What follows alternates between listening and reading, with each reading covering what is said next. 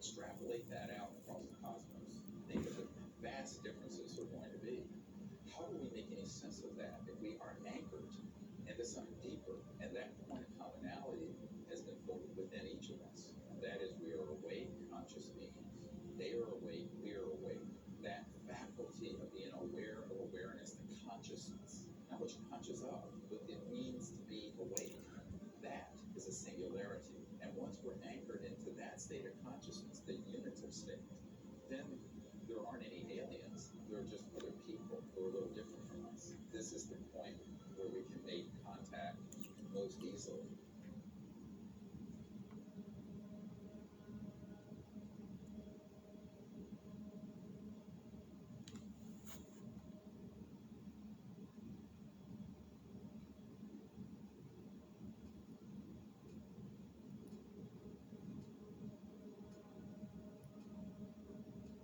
When I looked at Close Encounters of the Third Kind, I said, well, somebody knows what's going on here.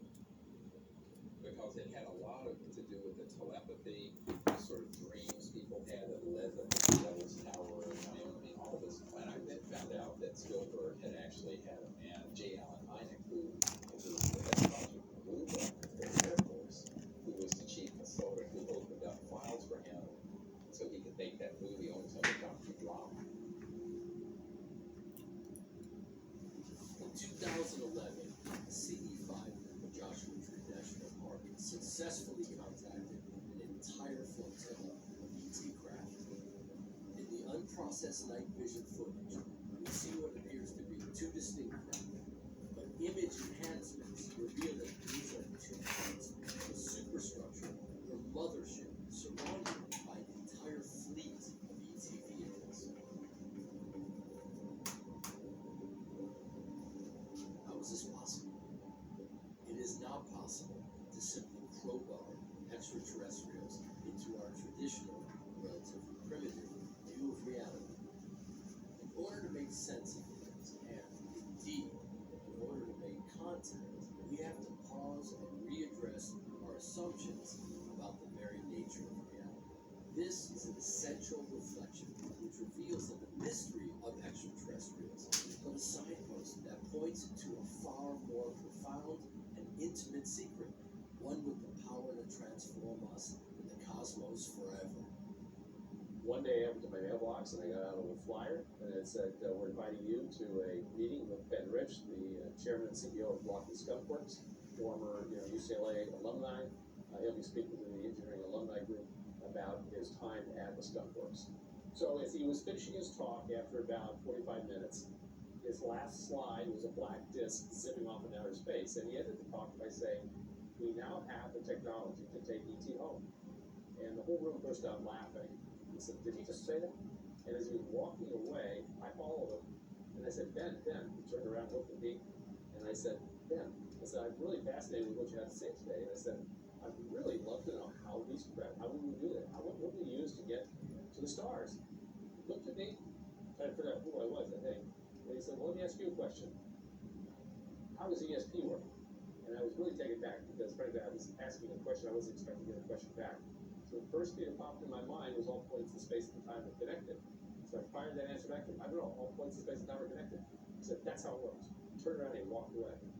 This astonishing admission from a top military-industrial complex insider proves to be much more than a simple analogy. The physics of UFOs, how they travel and communicate through interstellar distances, how they generate power, how they're manufactured, is beyond the grasp of unclassified mainstream science.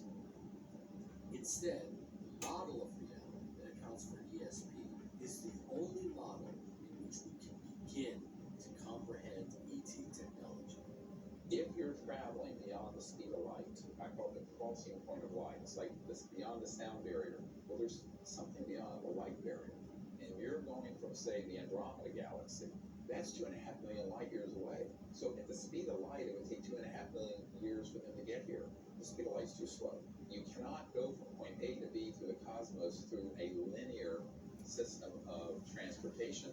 Moreover, you cannot communicate through those distances with something at the speed of light, which is what your cell phone and all these radio frequency electromagnetic communication devices we use now on Earth are using. Any civilization that is here, that is interstellar, by definition, is transdimensional.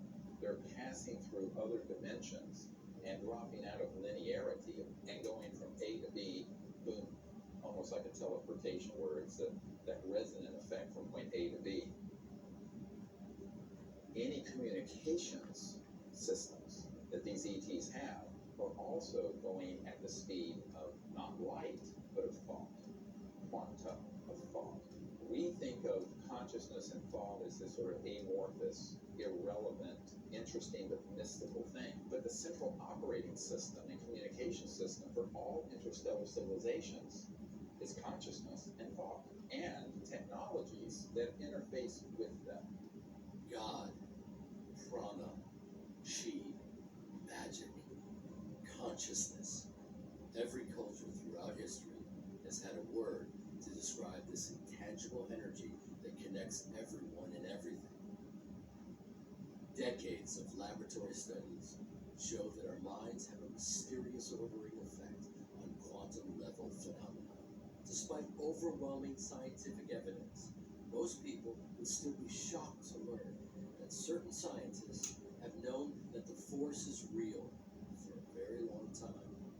One of the people that I met in the course of doing this work was astronaut Edgar Mitchell, who was the sixth man to walk on the moon. We have sightings in that city. There seems to have been a great deal of secrecy surrounding so-called UFO event. He had an experience in space, an expanded state of consciousness that led him to form the Institute of Noetic Sciences to study the science of consciousness. I also brought him to the briefing I did in 1997 with the head of intelligence for the Joint Chiefs of Staff, Admiral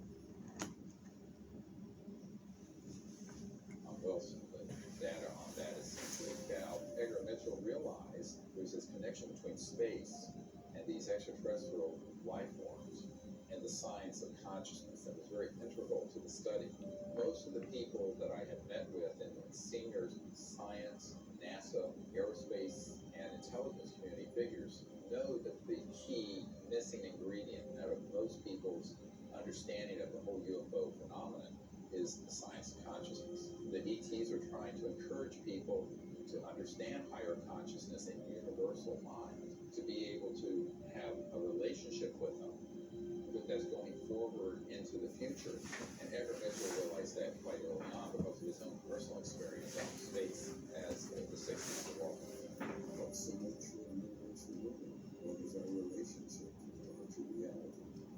If that's part of the larger reality and we're behind it, that can be a fun question. I theorize that there is a spectrum of consciousness available to human beings. At one end is material consciousness. At the other end is what we call field consciousness, where a person is at one with the universe, perceiving the universe. Just by looking at our planet on the way back, I saw or felt a field consciousness state. Dr. Edgar Mitchell.